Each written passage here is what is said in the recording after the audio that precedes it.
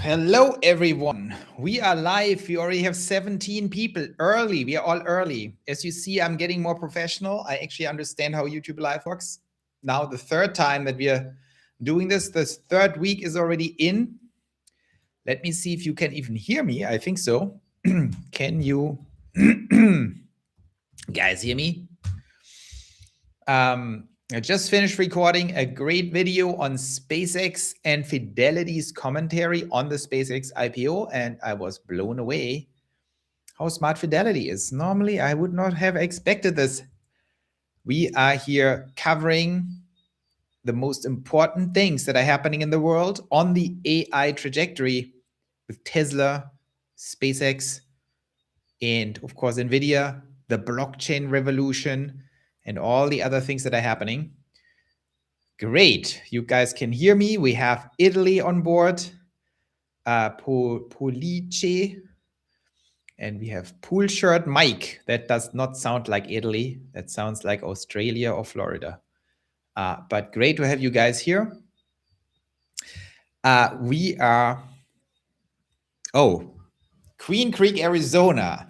I should have known. Arizona is also good.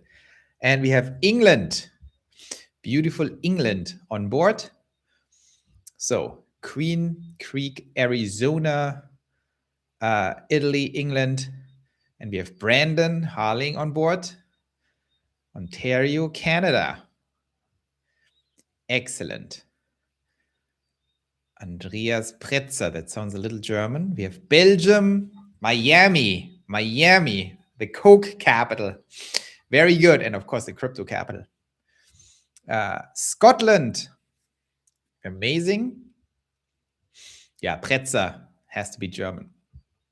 And then we have, I'm waiting for my job offer to be an AI safety operator for Tesla in Tampa. Wow, let us know. Pool Shirt Mike, join Pioneerlands, by the way, in Pioneer, and then tell us in the autonomous transport chat if you are behind the wheel, literally. That would be amazing intel on the ground. Now is the time to get it all figured out and stay on top of our intel on the ground. Howdy from West Texas. Oh, West Texas. That's the real Texans, not the fake Austin, Texas people. Amazing. West Texas. Another German. Pool Shirt Mike. Yes. Okay. We have you on board, Pool Shirt Mike. Long Island. Nice. I lived in Brooklyn once. Is that Long Island? Technically not. Probably geographically it's Long Island. Cape Town, South Africa. Very good. Springfield, Oregon. NRW, the best. Kölle. Berlin. Hey from Sweden. Hur mår du? Akonda. England. Excellent. So we are ready to roll. You guys can keep posting your countries. I am very interested. We want to have the whole world here. And today we are doing what we do best. We go through the Pioneer Academy and the questions, because we have some very good questions today. Let me start the screen share here. And you guys, you know the whole rundown here. You can always go to Pioneer Academy, pioneerlands.org, and you will be right there. You can post your questions. If you're a citizen of Pioneerlands, you will always get covered every Sunday. All citizen questions will be answered. If you're just a member, if your question is amazing and you get a lot of likes, we also cover it. And if you're new here, of course, we talk about the future. We talk about Tesla. We talk about robots, humanoid robots. We talk about AI. We talk about space and SpaceX. We also talk about macro if we have to, Iran and so on and so forth, as long as it affects or how it affects the markets and our stocks. So we are here, a set of pioneers, a community that actually thinks about the future, understands what the key drivers of the future are, which are autonomous transports, humanoid robots, the AGI revolution and singularity, the space exponential boost of AI now with SpaceX, and how the human economies get sucked into that. and then a tiny little bit of blockchain and finance on top of it, because capital will fuel this entire build out. That's the topics and themes, the 5 themes: AI, humanoid robots, autonomous transport, space, my favorite, and blockchain finance that is AI related. Plus, number 6, the world. Everything in the world that affects these 5. Because we believe these 5 will determine our future. So let's start with a stock question from Jake. That question is a little older, but I didn't explicitly respond to it. And of course, it's perfect because Tesla is down so much. So is there a case for Tesla to hit 350s? Jake asked it many weeks ago, so great foresight. And he says, I've recently exited an angel investment I've made during the pandemic and have a bit of capital to deploy. Congratulations to a great angel investment. I want to attempt to catch the bottom. So I'm trying to make a case for Tesla hitting the 350s range in the next 2 months. We were spot on. And I basically, you did some technical analysis here. I'm not going to go into that too much because we don't need technical analysis here. You see technical analysis. That's why they call it also chart astrology. A great term. But I'm not a chart astrologer, so I'm not going to go into that too much. I am, though, a macro person that looks at Iran and oil prices. And I just did a video that comes out probably today or tomorrow. This is more important than chart astrology. What you see here is the future curve for oil. So this is crude oil futures. The current per barrel price is 101, up 7.09% just this Friday. And what you see here, and I can recommend you guys, if you're not into oil, it doesn't matter. We need to all be into oil right now. Here you see the curve. So each of this is a futures contract. This is for June, July, August, September, October, November, December, and so on. And when you envision that, that is kind of a curve, right? You see how the curve looks like. And you see interesting things once you develop a little bit of view of this. You see that oil right now is the most expensive one on the curve. So the markets assume the oil price is going to go down, okay? So in December, it's going to be 77. In May, it's going to be 101, and right now it's 101. So basically, the market says, this price is now baked in, and it's going to stay here elevated until May. If this curve changes, let's pick one future contract, for example, December, my favorite December, right? Watch that price, 77. The move of that price in that future is much more important than the short-term oil price. Because if that goes to 87, we are in a whole world of pain. Because that would mean all of those got elevated. If this goes to 100, we are in an even greater world of pain. And this is directly reflected in the S&P and NASDAQ because they're forward-looking. So basically, they bake in this curve. That curve stands for inflation. It stands for if the Fed has to hike rates. And that is what we are looking at. And if that gets elevated, it's going to get nasty. And of course, what drives that price? Well, the escalation level in Iran and the projections. If we have boots on the ground, which we so far don't, even though some people expect it over the weekend, if that happens and then invasion and all kinds of stuff, then this goes up and it's going to be very painful. And I said on Thursday that I think the most likely outcome is that Tesla goes to 330, drops another 10%, the market drops another 5% because there is still escalation potential and the market has not really priced in all the damage that has already been done on the oil side. So that's how I see it. I also showed this today in another video. Oh, damn it, it doesn't load. I can't show you this thing. What we saw is that Tesla outperformed the NASDAQ in relative terms, dropped less than the NASDAQ and last week. And so that means the market actually is bullish on Tesla, right? The market is actually kind of bullish on Tesla compared to NASDAQ, which is not too surprising because we have a lot of stuff going on in Q2. We have Robotaxi, we have probably Optimus, then we have the SpaceX situation.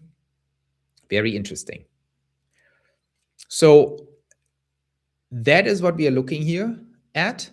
And that is my take on it. I think we can, we could potentially go to 330, but not because Tesla is weak, because the markets get hammered. And if that happens, it's probably a good buying opportunity. Of course, that is why I reiterated macro and Iran cannot be ignored if you want to do any kind of capital deployment or tactics on Tesla. If you're a long-term holder, you don't care. But if you are considering, should I go in or not, where's the bottom? You can only determine that with the Iran situation. Repeat the last 10 minutes, please. That's going to be tough. I give you a 10-second overview. What I said is, if you want to know if Tesla drops more, this is not about Tesla for the next 10 days. Then it might become about Tesla because of Cybercap. It is all about Iran. It is all about the oil futures. Go to cmegroup.com and check out the oil futures that I showed right here.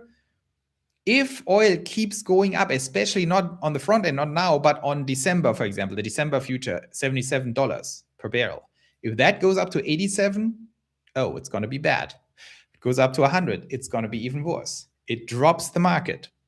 And with the market, there goes Tesla. So as long as you are bearish and think Iran can escalate more, and escalation means oil price, we are in for more pain. It's that simple.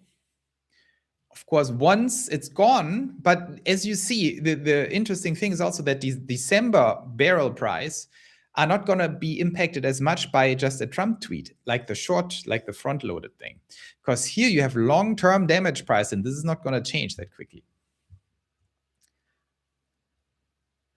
Summary, the world still runs, Tesla still below market value. That is for sure, Andy. There is no doubt about that, but it might be even more under market value. So if you want to time this. Okay, so that's my take on it. Let's go to the next point. So, Jake's question in the Pi Academy, and we will move to the next point. Show less and move on to the next. Oh, very interesting. M asked the following, and we can do a little survey right now here. So we launched very recently Pioneerlands cities. This is just a beta test where we basically have this cool cities app, but it's all about getting momentum into this. So if you go here, if you go to pioneerlands.org, you get to this page where you can ask the questions, create questions, and do all kinds of stuff here, right? Ask anything you want, and then everyone reviews it and votes on the questions, and the good ones get covered, or if you're a citizen, they get all covered. But if you click here, it's the cities app. We have 2,200 members. We have all kinds of people, but a lot of them don't know yet about the cities.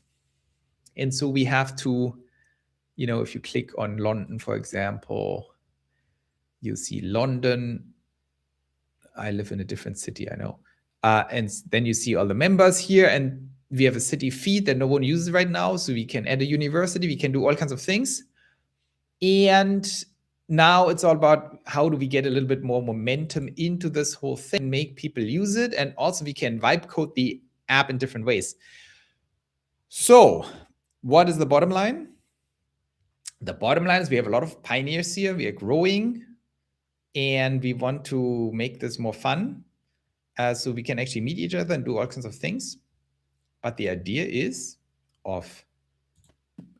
that we could just pivot or add or something, a different angle on the members with chapters.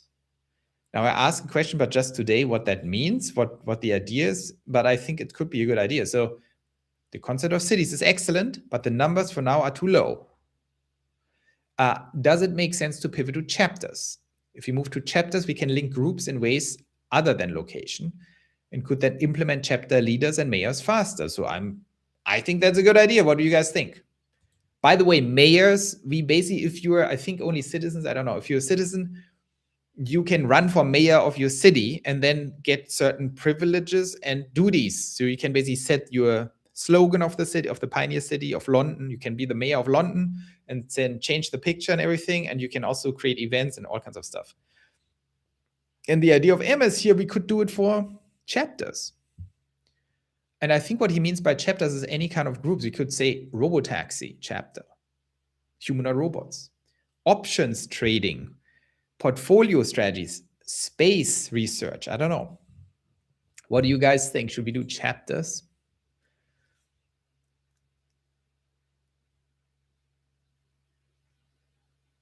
Everyone talks about Tesla stock. Let's start investing in Tesla in 2021.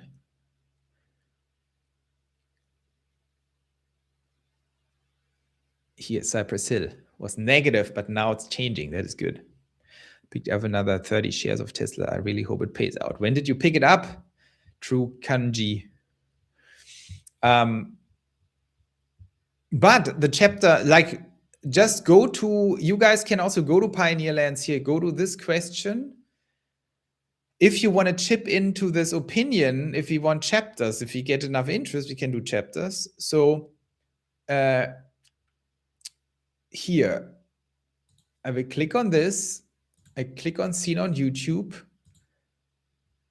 This tab. So you can go down here and find this question. Seen on YouTube. How do you even find this? Just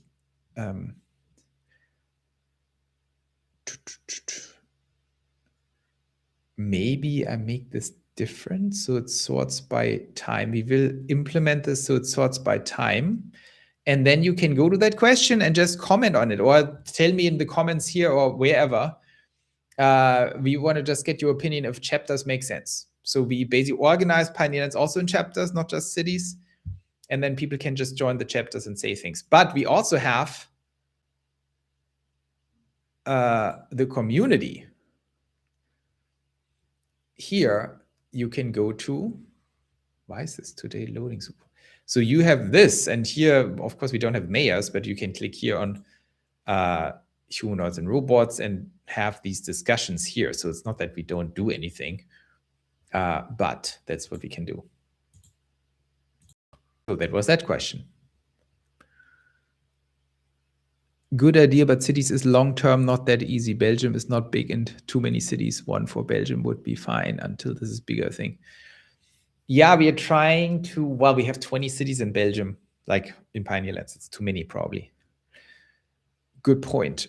For meetups, don't want to drive more than an hour, 100 kilometers.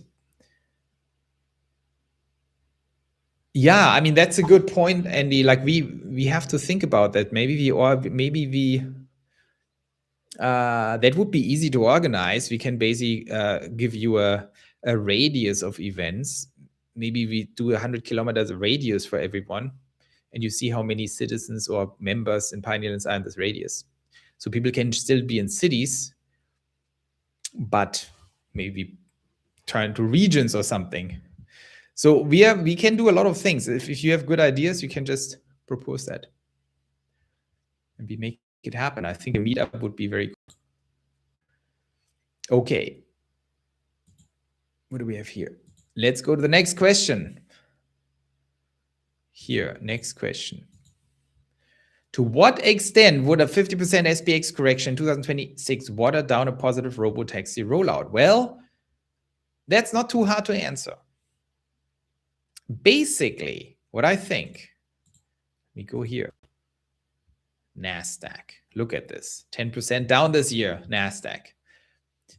Tesla is down 20%. So it's always interesting, by the way, once you understand beta and the beta move of stocks, how accurate these things are, even in a 3 months. Look at this. This thing is down 20%.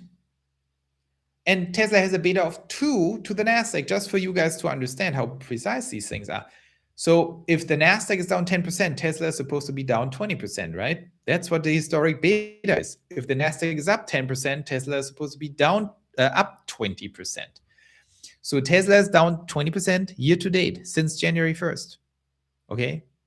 If you click on the NASDAQ is down exactly 10%. It is textbook.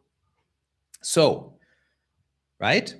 To the question, that means, yeah, if the SPX drops another 40%, which I think is not likely, to be completely frank, then Tesla would be a little bit toast. That's what I think. Obviously, Philip Hopf using Elliott wave theory predicts a 50% correction in the S&P 500 in Q3 or Q4. I would say this is extremely unlikely. Very unlikely.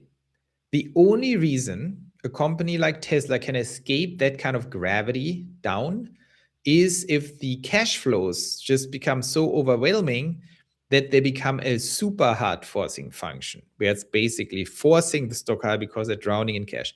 That is not going to happen this year. It's still an anticipation required. The forcing function is going to happen this year that I talked about, but the forcing function just means that the cash flow becomes real and becomes clearly calculable, and that's it. The super hardcore forcing function where Tesla would go up in a crash only happens if you have a super low PE, price earnings ratio, and your earnings go through the roof. Then you can withstand a market crash. But Tesla cannot get there. So in a hardcore crash like this, we are all toast. Of course, Tesla is not going to go down 100%. That doesn't make sense. You understand how beta works. It's like, but the main risk, number one, is not that the S&P drops like this. I do not think so, because the S&P is actually not very expensive right now. The S&P is carried by Mag 7. Mag 7 has tremendous earnings growth and is not highly valued except for Tesla. So I think a crash of that dimension is not going to happen, in my opinion. I think the opposite is true. I think we see a rally soon. Once this Iran thing is fully priced in, I think there will be an AI rally coming, because AI is just overwhelming the force, the cash flow force. The central risk to Tesla that can easily drop 50%, is when Robotaxi, or if Robotaxi fails. If Tesla, in August still sits here with 500 supervised Robotaxis, it can get extremely nasty, in my opinion. But I do not think that's going to happen. And the opposite is also true. If Tesla starts scaling, nothing can hold it back. Okay, do we have questions here? When you think we are getting 14.3 in a few weeks?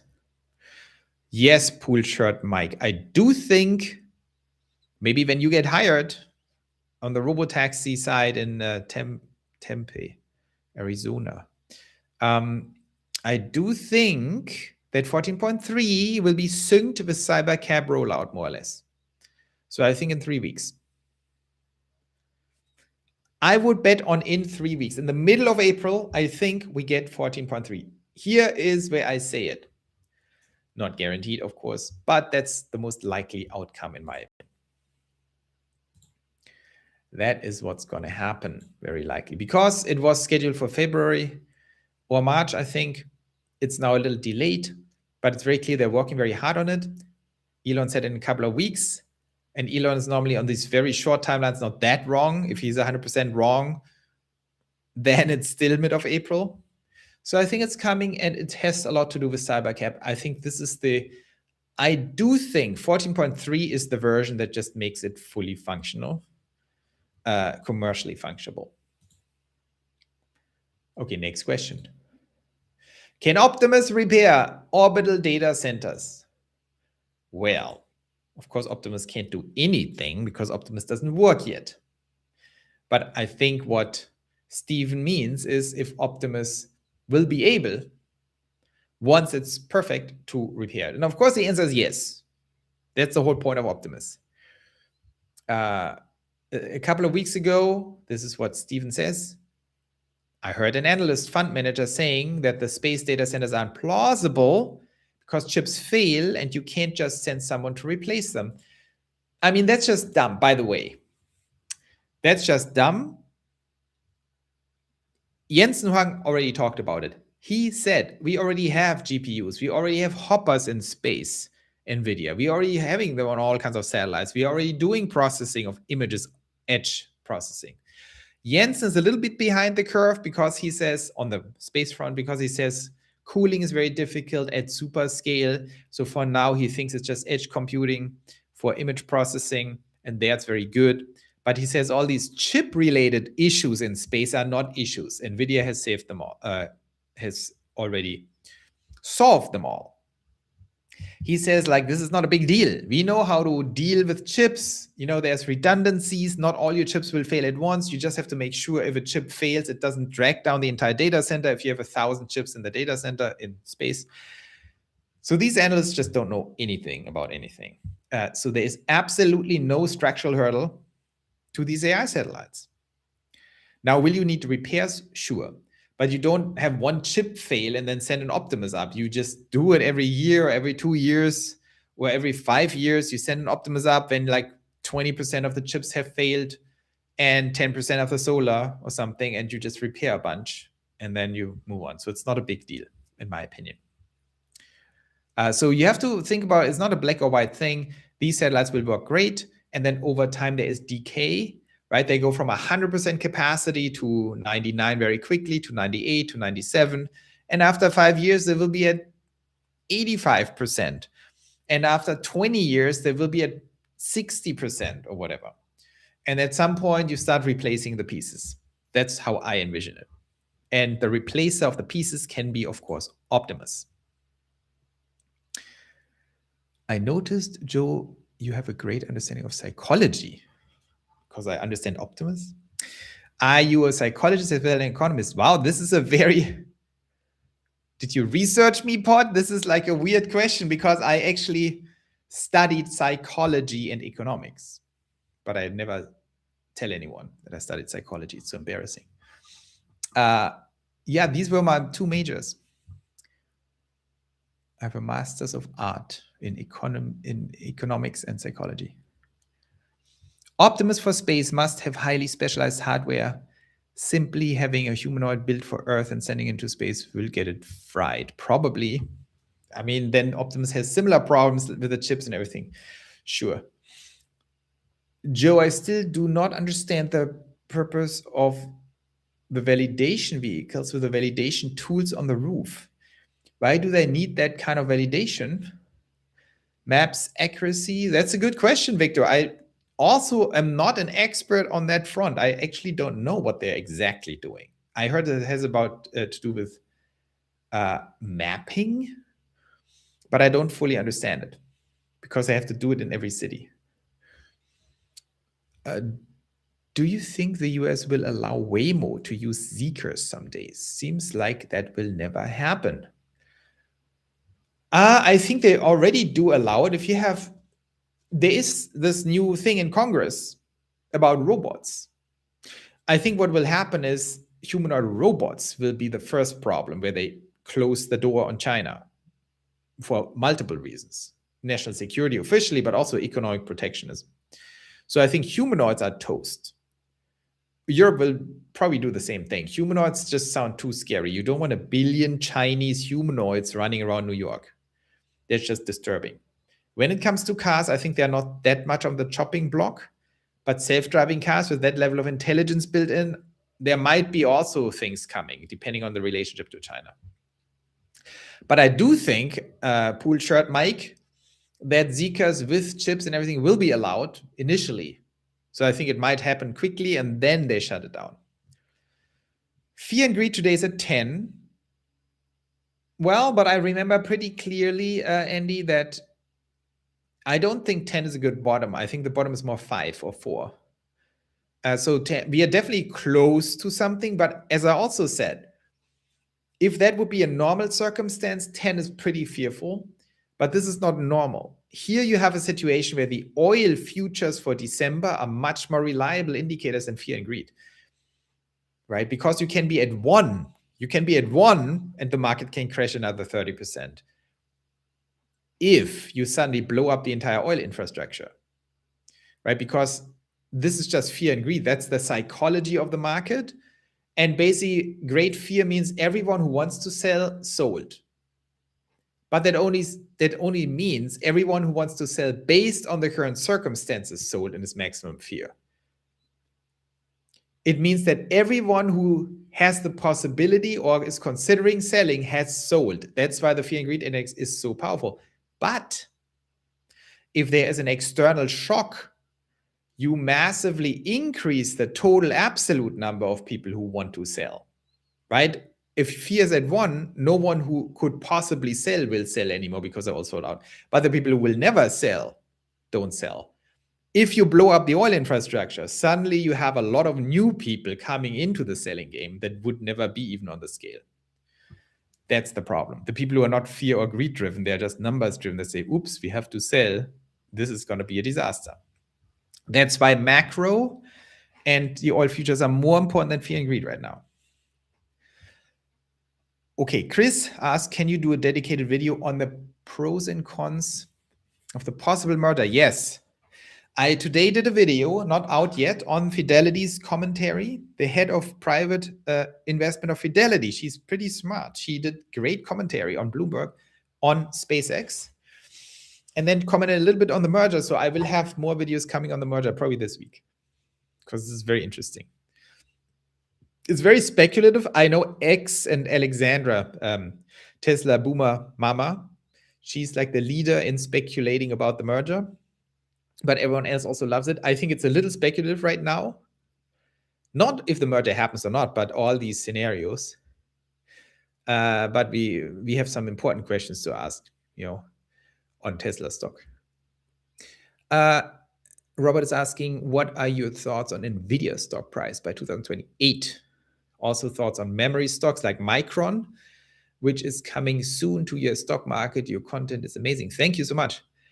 I don't want to go too deep into that now, but I definitely have more research coming and videos coming in the next week or the week after on NVIDIA and Micron. The problem with Micron was it's a little bit like Rocket Lab in a different way. The Micron fundamental case is a no-brainer. This thing is mega hot, and SK Hynix, same thing. The problem is valuation. Micron was just insanely highly valued. I think the fundamental bull case is huge. And now the fact that it dropped so much and that dropped even more after that Google thing, I do not like. The Google thing was stupid. Google basically came out with a paper saying, oh, we make compute more efficient and you need less RAM.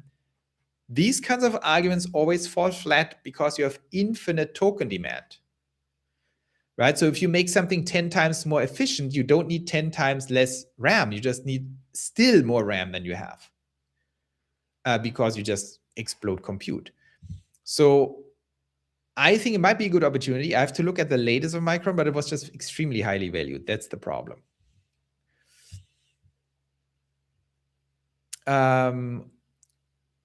Pullshot Mike, Brian Wang says there are no LiDAR factories to make LiDAR for all these autonomous vehicles. They want to use LiDAR. Do you think someone will make a LiDAR factory or give up on it? Well, it's a race against the clock, right? I don't know. Like normally in China, they're going to probably build more and more LiDAR factories if the demand goes up like this. But the demand might also not go up like this because, if you see it, the actual prototypes and what the OEMs actually doing, they're not building that at scale. And at the same time, of course, everyone will switch to vision. That's obvious at this point. So you don't have much time to boost LiDAR because soon the end will come, in my opinion. Do you think we'll see a UBI system? Well, this is like a good question, Richard. You should ask that on the Academy. You should go to Pioneer Academy because I need a dedicated video on that. That's like I don't know if you guys know David Shapiro. He's a very smart cookie on YouTube. I love David. I think he makes it a little too complicated, but he's the UBI man. And long story short, basically, I don't want to answer your question because I'm too deep into that question. This is my favorite topic. And I want to hijack the whole thing. But the bigger question, what will happen to the human economy and our societies, especially United States and Europe, and of course, the Anglosphere, is of extreme importance. There are two ways of looking at this. One way is this theoretic way that David does, and one is the pragmatic way that I take. Right? And both are important, by the way. I think it's amazing that David has that more structural view, but I'm concerned about the pioneers. All of David's recommendations would need the government to do something that makes sense. And I listened yesterday to one of his videos. It's great. He talks about how we could make it all work. And then I always ask myself, who do you mean, David? Who's we? You mean the people who blow our tax money on cruise missiles? They're suddenly going to say, oh, David's super smart strategy. Let's implement that. We could actually take the money from here and put it here, and then we have ultra high income. Or we can blow it on cruise missiles. Yeah. So that is the one big flaw in David's reasoning, that he considers the state to be an actor that has any kind of capability of doing something smart. Whereas my approach is, dudes, it's going to be tough. We are in an unprecedented age of chaos and opportunity. And the way to get to universal high income, not basic income, but high income, in my opinion, there's only one way. You make it universal by making it happen for Pioneerlands, not for United States or Germany or something. These states will not be able to do it because they're too dumb. The governments are too dumb. They're too, not just dumb, they're too treacherous. We can do it for us by being smart and understanding we need to change our return curves. We need to make 30, 40% a year, not 10% a year, because it's possible now. We need to mitigate risk. We need to convince other people we like and who are smart enough to listen to us. That's why I'm doing Pioneerlands, to come to us, to use our brains, to see the future better by pooling our insights and just making more money with our capital.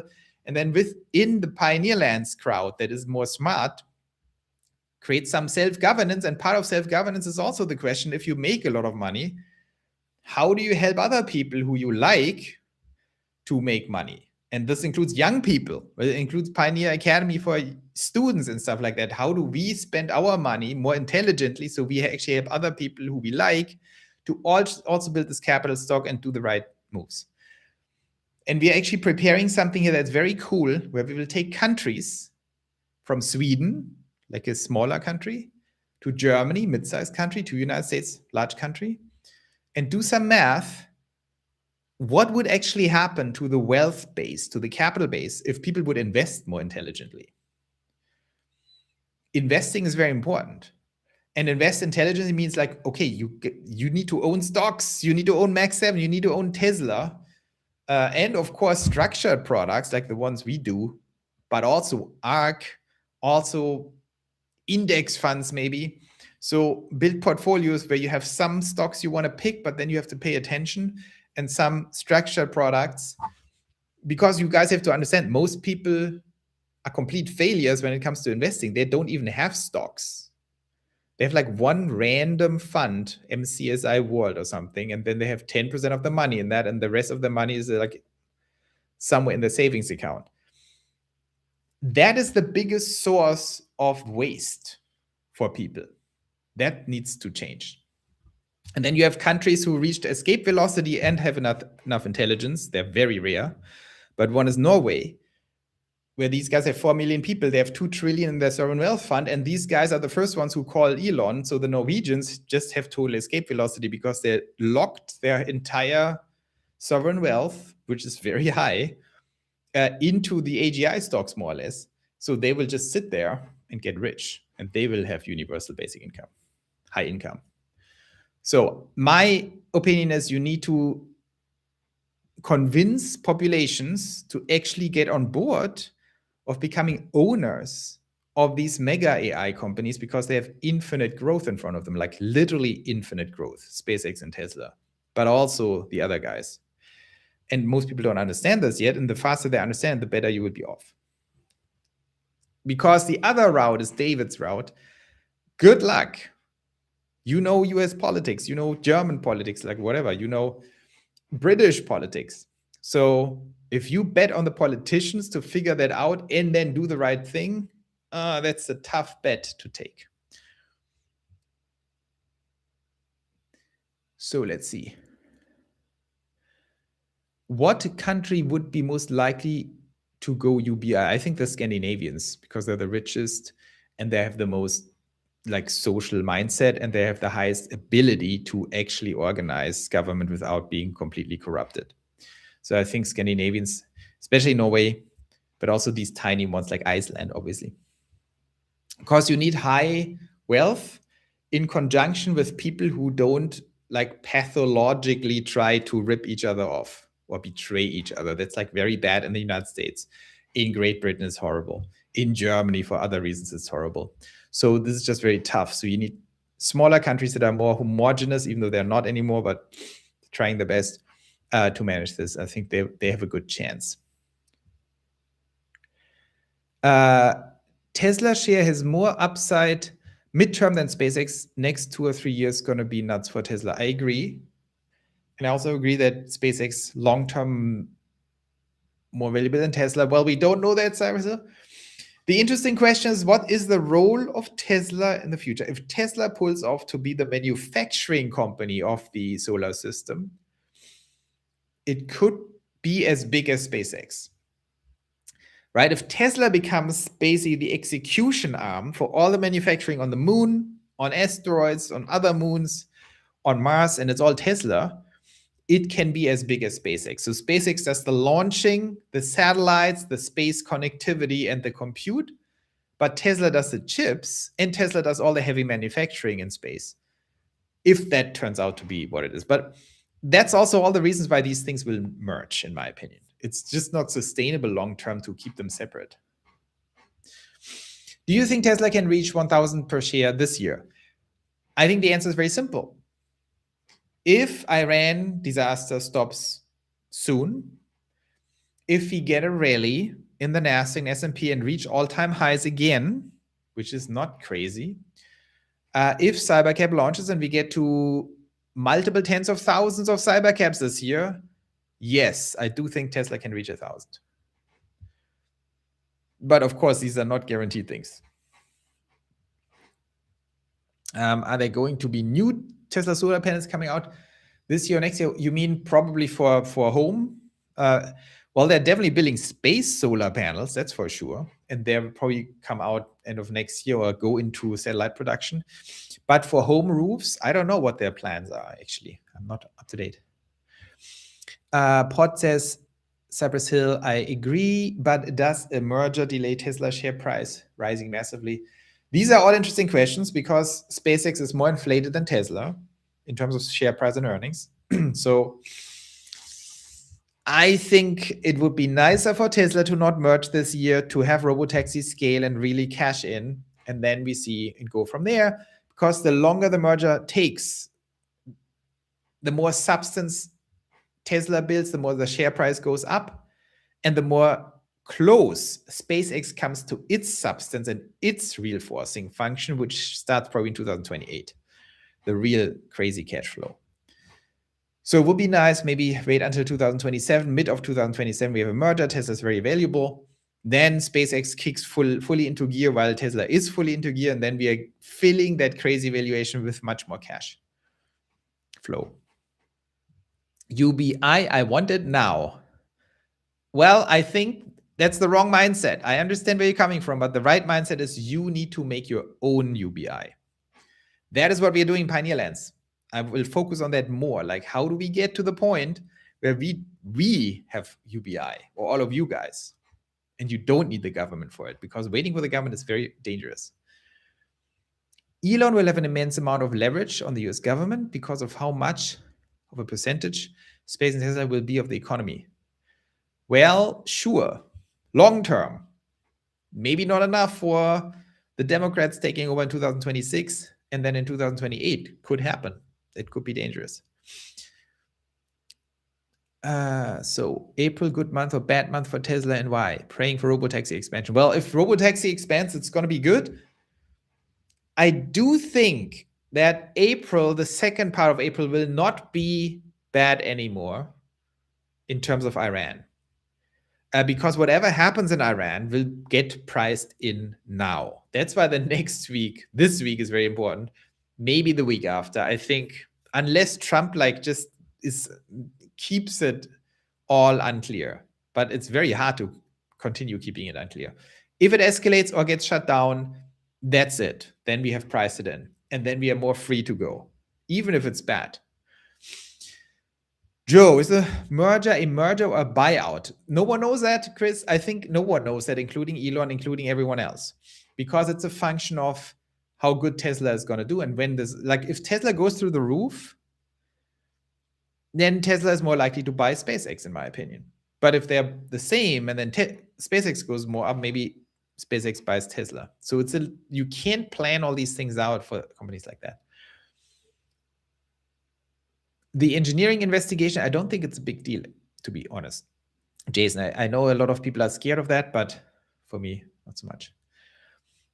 Do you think we can draw down to 300 before Robo? Yeah, absolutely. Ooh, I got money. Wow, I can buy more Tesla shares. Thanks, Jason. Can I like this? Amazing. I didn't even know I can get money here. I should do this more. We can absolutely go down to 300. It has nothing to do with Tesla. The market can crash.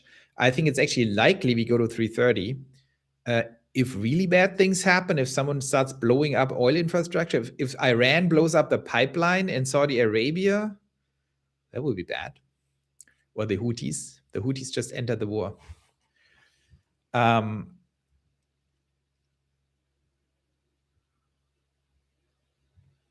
Oh, Jason, I didn't even respond to your question too much. The NHTSA engineering investigation, even though Jason bribed me with $10.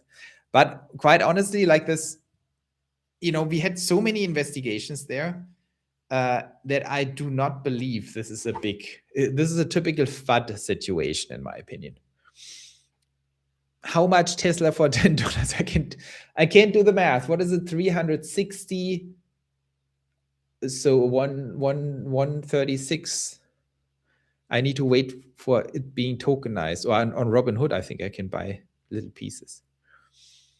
Which country? I will put it into the Pioneer coffee coffee pot. And when we have a meetup, I can buy you guys. I can buy 2 people coffee. Or we buy cheap coffee. I buy 10 people coffee. Which countries are still going to be countries with a high quality of life in 10 to 20 years? Germany, UK, Switzerland? Well, I actually love these kinds of questions. I always wonder, like, if you guys have tips for me, but these are more YouTube pro tips, how can I make videos on these topics more? It's not easy. I will think about, maybe I just do a video and see how it does. Because normally when I do Tesla videos or money videos, but German politics last year worked pretty well, where I reported on the election.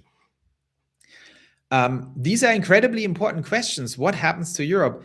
We are working on a very cool thing with the analyst team that I'm hiring right now. I'm getting it in, where we will have videos on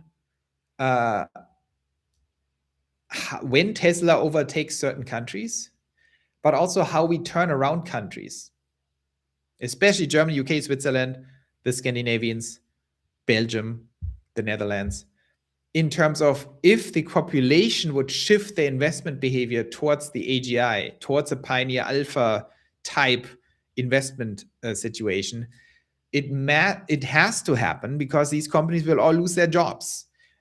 Educating the population on how to invest will be the key. Learn from the Norwegians, but you have to do it like self-organized. This is the biggest thing, and people totally don't understand it. In the United States, the upper quartile, the top 25%, have completely embedded this in their blood, in the American blood. They understand that this is very important. But in Europe, it's bad. I think only, 12% of Germans or something own stocks because they don't get it. That's very bad. That has to change. And not just stocks. We need to go aggressively into what we are doing here. And what I will do is a model and videos on the actual numbers, because your mind will be blown. What happens if Germans would make 30% a year on their capital? You basically have you have not just UBI, you never need to work again. The whole country is rich. And no one thinks like that. They all think, oh, we have to do ABC. No one thinks in investing. Germany is so slow adopting tech that 10 years is absolutely nothing. Yeah, but they will have a big problem. Germany will have a huge unemployment problem very soon. Exactly. Have you heard of the company called Donut that makes solid-state batteries for EVs? I haven't heard of them. I have done research on the flying cars and the energy density. And if you have 400, kilowatt hours per, 400 watt hours per kilogram or something. And there are actually commercial companies that can already do it. So I know more about the high density batteries. And the interesting question about these batteries, as always, as Elon said, not if the technology exists, but can they manufacture at scale? Can they manufacture with high load cycles? And what's the situation? So that would be interesting indeed. But we also have to understand these battery competitions for EVs are not that important anymore, because now it's all about autonomy, because we have reached battery. I mean, no one has battery anxiety, range anxiety anymore. Every car is like 500 kilometers or 600 or like 300 miles, 400 miles. So I don't think batteries are as important anymore as they used to be, except for flying things. Do you happen to follow Martin Armstrong and his computer model called Socrates? No, actually, I'm not. I don't know what that is. Sounds interesting. My ex-wife rode in an MG for an Uber ride in Mazatlan, Mexico, and my buddy just got back from Vietnam and saw VinFast EVs everywhere. I was just in Dubai before this happened, and everyone had like BYD Hans, and that was crazy. These cars are extremely good. I was shocked. Roughly what CAGR do you think Tesla will have for the next 10 years as they scale embodied AI? If you had a guess, well, I have a model, not a guess. I will do a video on that also, because I have an updated model with a bear case, base case, bull case. But I tell you, the bull case for the next 5 years has a very high CAGR, like around 70. But that's the bull case. But I don't think the bull case is too crazy. Okay, let's go to the next question. We have 3 questions left. Let's do this. What is that? Here, have I done the right thing from Tainer? Would appreciate your thoughts and guidance. Thank you for all your videos and time. You're welcome. Australia, Melbourne, work in corporate. In October this year, I split my superannuation 50-50 by leaving 50% in high growth investments mix with Australian super. 50% moved into a self-managed super fund. Okay, here's a super fund. Wow, I have to review the super fund. NVDA. Oh, this is not easy because there are no prices. Now I have to convert that into dollars. Do I remember all the prices? What's NVIDIA now? 170 something? Tesla 113, Google 34, boom, boom, boom. MicroStrategy 118. So basically this is heavy, heavy, heavy Tesla. Very heavy Tesla. So this is probably 5 times NVIDIA, 10 times NVIDIA, so 90% Tesla between these two. Google, I don't even know exactly. MicroStrategy small. So this is roughly whatever, 60% Tesla or something. I think that's reasonable. Then NVIDIA, good thing. Google, I hate Google, but it's not a bad investment.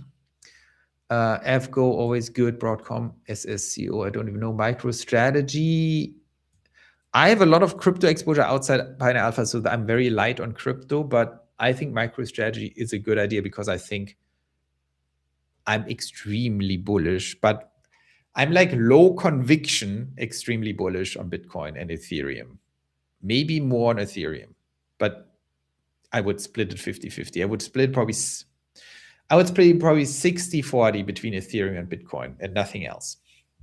You can sprinkle in a little Solana if you want. Or if you just want stocks, I think MicroStrategy is just your best bet. BNMR, I still don't totally get what they're doing. They should be more transparent. That's Tom Lee's treasury company with Ethereum. What I don't like about them is they should be much more transparent. They should be like MicroStrategy. Just put it all out there. How much do you like? Put it on the website. What is your total stack of Ethereum? What is the market value of the Ethereum you own? What is your own market value? What's your MNAV? MicroStrategy does a much, much better job in that. So I would actually I would probably have more MicroStrategy because I see this as its own asset class, an 18 and 130 or whatever it is versus 113 Tesla and so on. This is like pretty low weight. So maybe a little higher here because that's your entire crypto exposure. Robinhood is correlated, so I would bucket them in the same bucket. I have actually more Robinhood. MicroStrategy and Robinhood, I would bucket very similarly because they behave very correlated to Bitcoin. Plus, Robinhood is, of course, amazing and low right now. And then these are all AI stocks. So I would basically, in my mind, say, what is finance crypto? What is Tesla? And what is the rest of AI? And then I would weigh it towards Tesla, of course, very strongly. So not bad. I think not bad, maybe a little more hood and MicroStrategy. Good job, Tainer. Of course, this is not investment advice. I'm just thinking out loud. You have to decide yourself. I've been trading Tesla on a counter trend strategy, trying to build my position, but Friday I got absolutely killed on puts. Killed on puts. So you had like what? You had like short puts. Oh, calls. Okay. Got confused. Well, Zillion. Well, I told you so on Monday last week. You have to watch my videos every day in these times. Not always, but in these times as I ran, I said this is going to go bad. I have the exact same amount of Tesla. That's amazing. 113. Wow. Me too weird. That's crazy. I have a little more. Okay, very good. Next question. Let's go through this. Oh no, free speed. Thank you, Bill. This is an amazing question. Do you guys see that? I have to tell you a story. I always use the term taco, which comes from Trump always chickens out. And I used it because I heard it the first time, actually a long time ago, from a German friend who's very apolitical. He's an executive from, I'm not going to go into who he is, but he said, oh, taco, I found so funny. And then I talk mostly with other finance people who are smart finance people, and everyone says taco trade. How does a taco trade look like? Even people on CNBC, even Fidelity, even Goldman Sachs people in public on TV say taco trade. And now in Iran, where everyone is heated up, plus MAGA is falling apart, I think that plays a role in it. Tucker Carlson, Nick Fuentes, and the whole thing. So I think Trump supporters are under a lot of psychological pressure, because if you're left in the Trump camp, it's not just that you have the evil arch enemies on the other side, Democrats, you also have now the civil war in MAGA. And so everyone is a little on edge. And I was just not thinking about it. It was like, oh, I think this and that, Trump, taco, here, this is how I trade. I was just thinking about money. And then people some people really freaked out on X, and I unsubscribe, Joe, you're a Democrat, blah, blah, or whatever, disrespectful to the president. And then, and of course I knew it means Trump always chickens out, but I never saw it as an insult. The taco trade is something that people say who are Trump neutral or even Trump friendly. Well, it's something that I say, well, the president has it under control. He's just head faking it and then doing something else. So taco trade was, in my opinion, neutral to even positive. It means he's out of the deal. He knows what he's doing. So you have to look through his words, understand what's going on in his brain, which is mostly good for us because he understands markets. So it was mostly positive for me. But then I learned some people get really triggered, and I dropped the term. I then coined the term, I thought, tapas. And what I meant by it is like Trump always pivots away. But now Bill says it. Maybe I did not coin the term. Maybe other people did it too.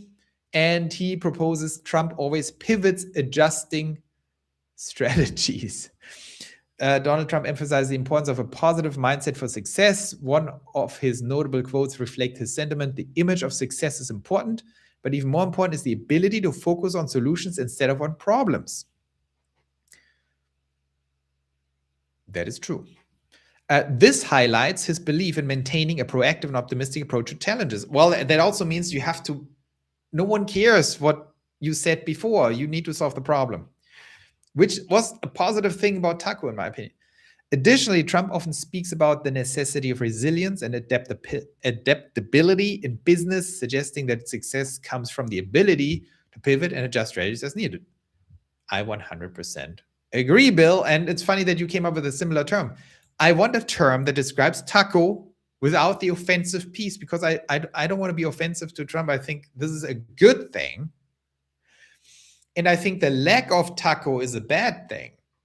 So I feel it's a special skill of Trump. So yeah, let's call it tapas. Or Trump always pivots away. I call it tapa, but maybe tapas is better. So what do you guys think? Are you all offended?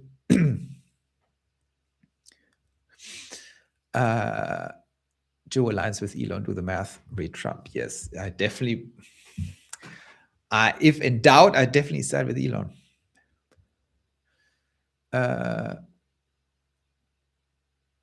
Why are there no monumental video leaks of Optimus yet? Why is there not more buzz? Do you value Bible prophecy when planning your investment strategy? No. Why do regular Germans think about EVs? Do they understand it's the future yet? I think regular Americans are starting to understand this. Well, actually,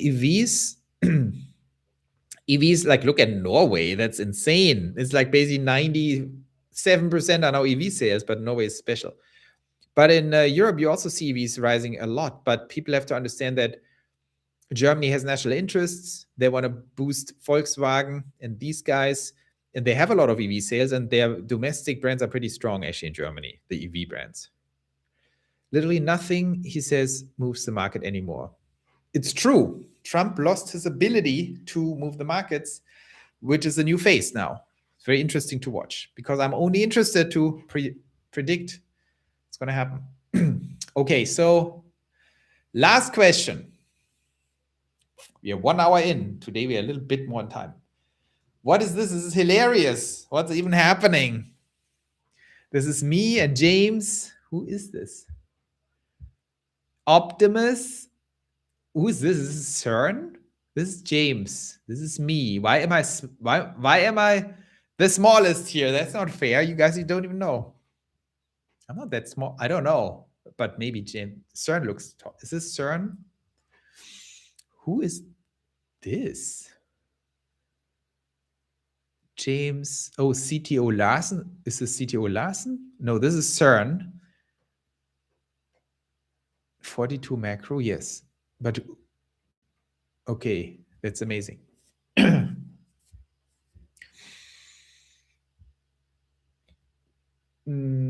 Here, I truly appreciate your honest, no BS analysis and the courage to admit when you're off, like on the Iran wartime. By the way, this is the funny thing, talking about Trump and Taco. I did a whole video how my Iran prediction was actually wrong, right? And then I was, of course, totally right when I predicted Iran then last week, and that made me significant money. So the funny thing is, I was the most right of most people on Iran, but I was also the one who admitted the most that I was wrong. That tells you a little bit how wrong everyone else is. I said, I predicted there will be taco fast. And then it totally didn't happen. And I lost money, at least on this one Friday before this Friday. And then I realized, I did a video, it's like, I was wrong. This is a pattern breaker. That's the advantage when you do YouTube, not to be a YouTuber, because I'm not doing it to be a YouTuber. I'm investing my money. That's how I make money, not with YouTube. I mean, YouTube pays me a little bit. That's very nice, but I hire other people with it. So admitting that I'm wrong literally made me a lot of money, like a lot of money this week. Because I said, I am clearly wrong, so something is wrong. And then I realized they're just going to escalate this thing. That's crazy. And so last Monday, I went off my positions by a lot. Okay, so let's continue. Peter says, I'm super busy running my business, so I delegate a lot and rely on trusted experts to save time. I follow folks like Darius Dale, 42 Macro, very smart. James from Invest Answers, very smart. CDO Larson, yes, little cynical sometimes. Søren Basher, of course, the great Søren, best models. Pioneerlands, well, the home of the brave, the home of the future pioneers, and others. Blending their views helps me time entries, exits efficiently. sold most of Tesla in January 2025. That was very smart. Re-entered later. Do you ever consult trusted? What is this? Oh, trusted experts or advisors before making your own stock market calls, or is it independent deduction? Well, I would say it's 90% independent deductions. I think a lot of these things, but I'm watching a lot of stuff. And the way I watch is like I watch, for example, political news, which is important now, MAGA, understanding Trump. I'm watching everything from Tucker. I even watch Fuentes sometimes, all the way to the Young Turks. And I even started watching much more radical leftist British stuff. What's the name? Because they're smart, they're a little delusional, but I like, you need to watch everyone. I watch Iranian propaganda. I love that stuff. Like the Lego movies. I can recommend the Iranian Lego movies on X. Because you want to, Russian stuff is not easy to actually see, but I always love to watch Putin, what he says. That tells you a lot. China, I don't get it. Like, I don't watch China. It's too confusing to me. I'm too dumb. I'm too dumb for the Chinese stuff. So when I watch Chinese stuff, it doesn't add to my world model. When I watch Putin, it absolutely adds to my world model because I can kind of see what he wants us to believe or what he wants us to do. With the Iranians, they have that's very interesting stuff. The left-wing stuff, if they're just, if they're just delusional feminists or something, I definitely skip that. That's just total brain rot. But more analytical leftists who say like how the economy breaks or how AI breaks or how MAGA breaks, that's interesting stuff. The Young Turks got very interesting. Megyn Kelly, I don't watch. It's too girly for me. But then you have the whole scope. I watch Fox, of course. I don't watch the other mainstream. I only watch Fox, not CNN crap. That's like too annoying. And CNBC. So I watch all of this stuff. Of course, I don't believe anyone. Obviously, I don't believe Putin. I don't believe the Iranian Lego movies. I don't believe Trump. I don't believe Tucker. But it's interesting to, you learn who wants to do what. That's all very important for politics. And politics is the number one driver of the market right now for Iran, because predicting what they do is very important. On the tech side, I watch CNBC a lot. I love all the old Tesla tubers like Gally. He's a little out of fashion now, even though he's amazing because he was like out of the game a little bit. But he always has original content. He just had the Star Cloud CEO interview. So this is interesting stuff. So definitely the Tesla tubers, important. CERN, always great models. And I'm on with Herbert. And Herbert is actually indirectly, I'm doing this because I also get interesting news from Herbert. And Herbert is great. And then on X, Sawyer Merritt, of course, just to be on top of the thing. So I'm consuming a lot of stuff because I like it. And I think my edge is that I can bridge the AI perspective with the macro perspective. Most people can't do that. They're either or.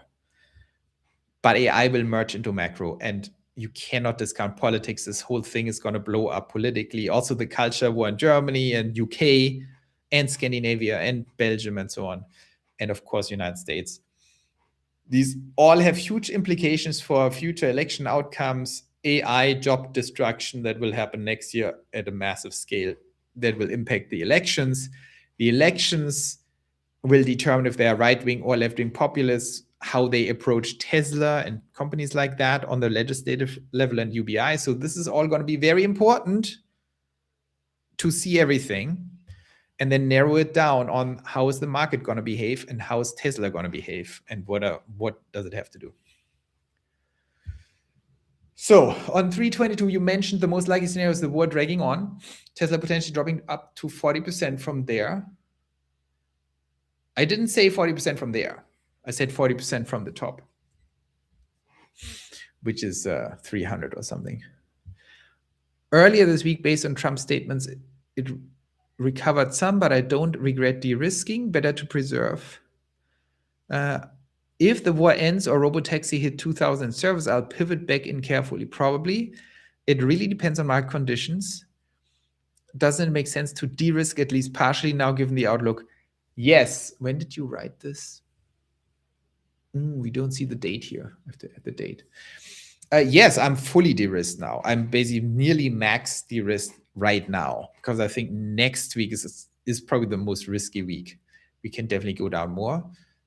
But then you need to be able to jump back in very quickly because if you have a crash, if you have a real another 5% slide for the NASDAQ and 10% for Tesla, if you go towards 300, then we are really getting into attractive territory because number one, I think then the market has started to really price in the full damage of the war, which means then there's not much more falling going on. And we are really time-wise getting very close to these inflection points of Tesla. So it's a double whammy. And then it turns super bullish. But right now, no, I think the downside is significantly higher than the upside very short term. So on a 4-week level, we might already be bullish. But on a 2-week level, we are definitely super bearish, right? So this is one of these times where things are very tricky and fast moving.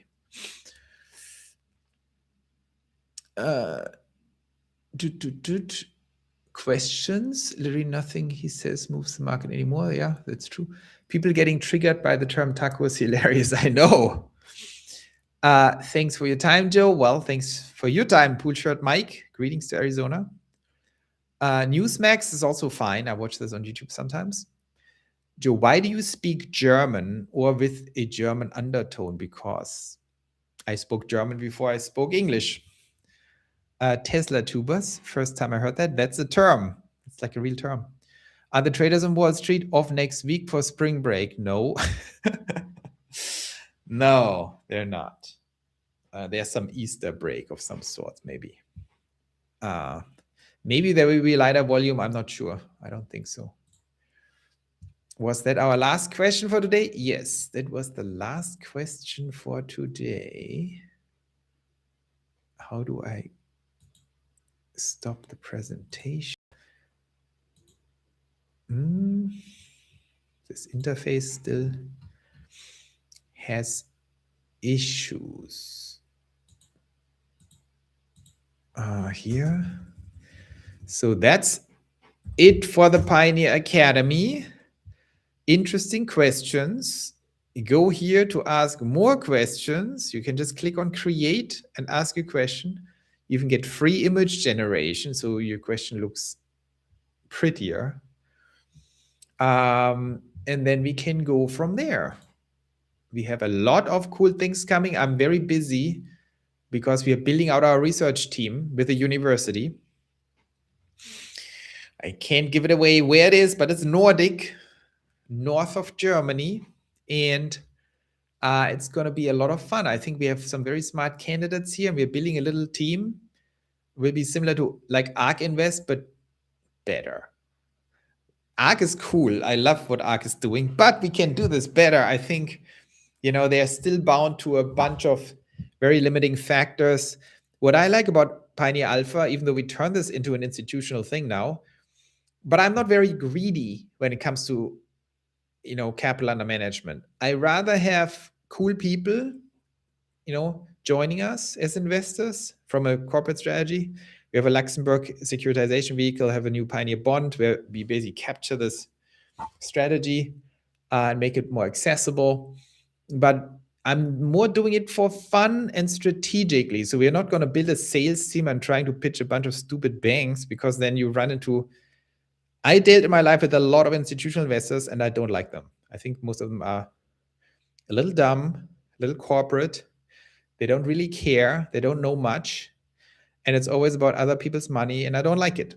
So this is more because some of you guys asked me if you could invest with me, and then I thought, why not? And then I started thinking about how does this even work? Well, we would need to build a real thing.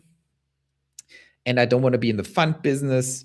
But if you build a bond that becomes a reliable source of return, I'm just describing our corporate strategy. There's not a promise for any returns here.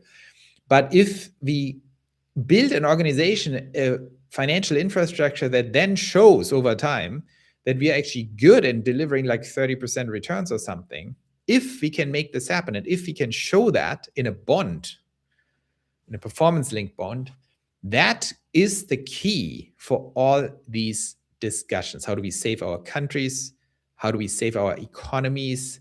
How do we create universal high income? The answer is always the same thing. It's the Pioneer Bond.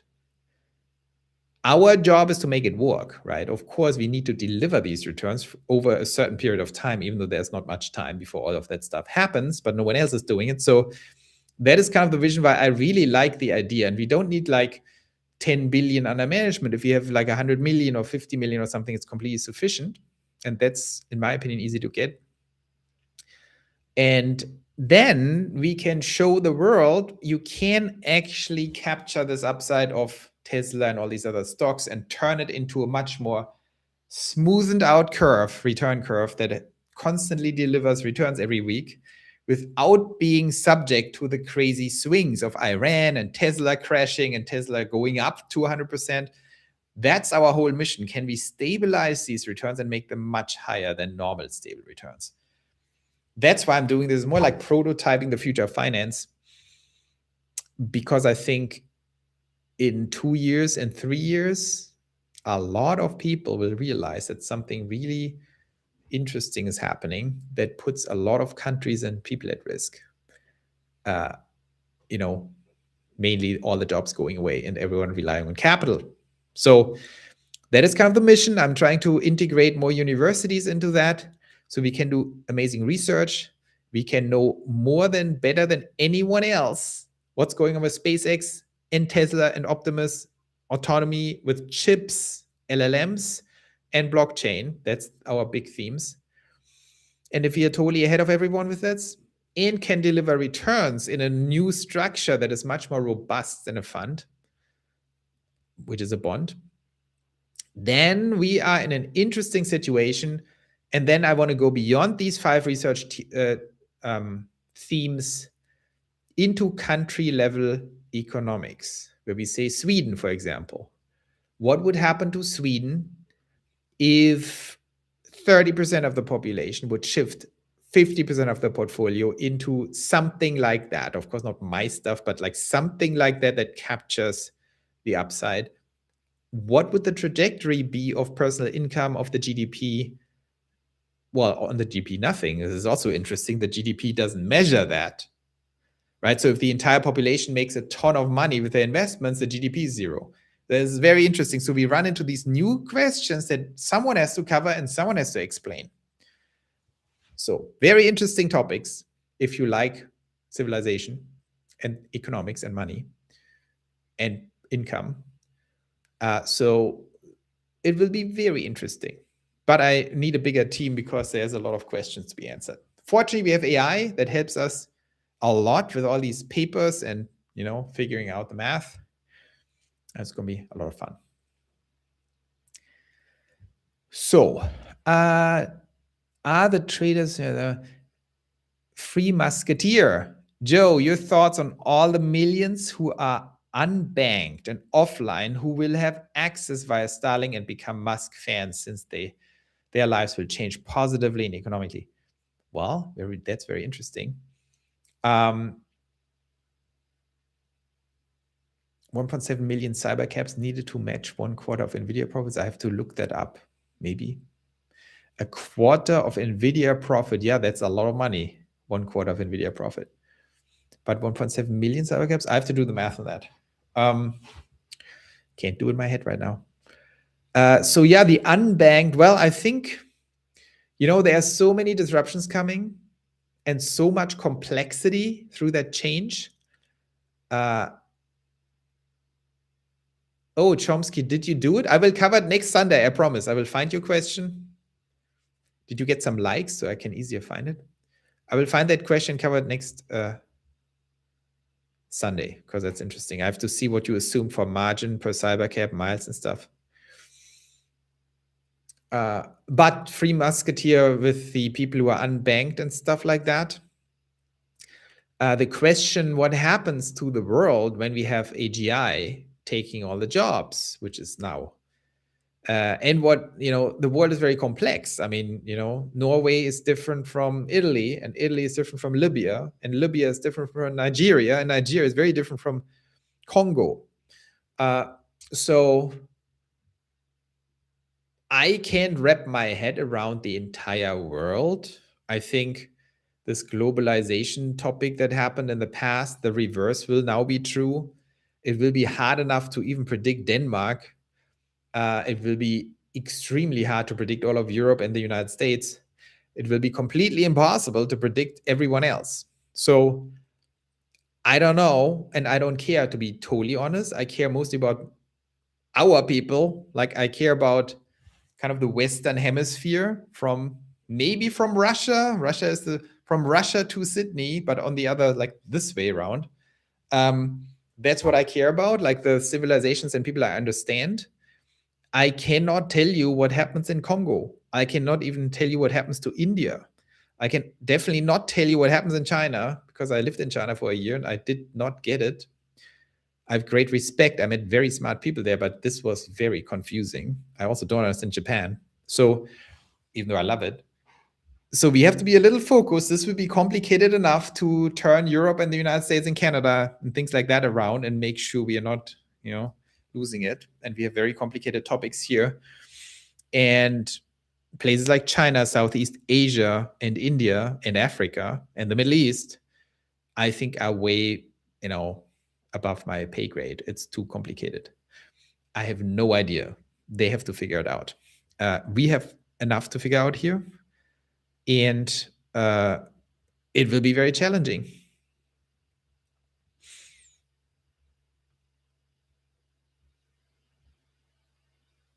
Everyone has a different take on when AGI starts. Well, I said this 1 year ago. I said AGI started in January 2025, the singularity. And the singularity will last maximum 3 years. So we are right now in the middle of it, a little past the middle. And what AGI means is that AI becomes more effective, more economically effective than humans, than the median human. And we have completely passed that point, by the way. We have completely passed it for a lot of jobs right now, like in the last 3 months that happened. And now we are just off to the races. So I think 2026 will be the year of total inflection, and 2027 will be the year of kind of a little bit of panic. That's my prediction. Seattle, a very nice city. I lived in Portland. Last year in January, when I made the prediction, I was in the Portland Public Library, by the way. I still have my card. Do you think a lot of Tesla investors will switch over some of their shares to SpaceX? Yeah, this is a common question, Howard. People are very concerned about that. And I will have a more dedicated video on this whole merger situation, multiple videos, because that's complicated. I can just tell you what I think. I think what people should do. I would never sell Tesla shares to get the SpaceX IPO. I actually don't like the SpaceX IPO pricing at all. Let's see what it is. But my best guess is it's too expensive. I think Tesla is a better deal. I think it's likely there's a merger happening. And I think SpaceX will be overpriced at IPO, because it has like this problem that they need to catch up to this valuation, and they are more removed from the valuation than Tesla is. So I will definitely cover that. That's an important topic. So great to see all of you guys. Well, I didn't see you, but I saw your the chat. Chomsky, I'm definitely finding your question. Next Sunday we'll cover it. Great to have you on board here. Go to Pioneerlands, ask your own questions. See the questions you like and like them, so they go up, so they're getting also covered. And we have a lot to cover. Next week will be wild. I think Iran will dominate the markets, and we have to see what happens. Awesome. Good to see you guys. Thank you so much for tuning in, and see you next Sunday. Enjoy the rest of your weekend.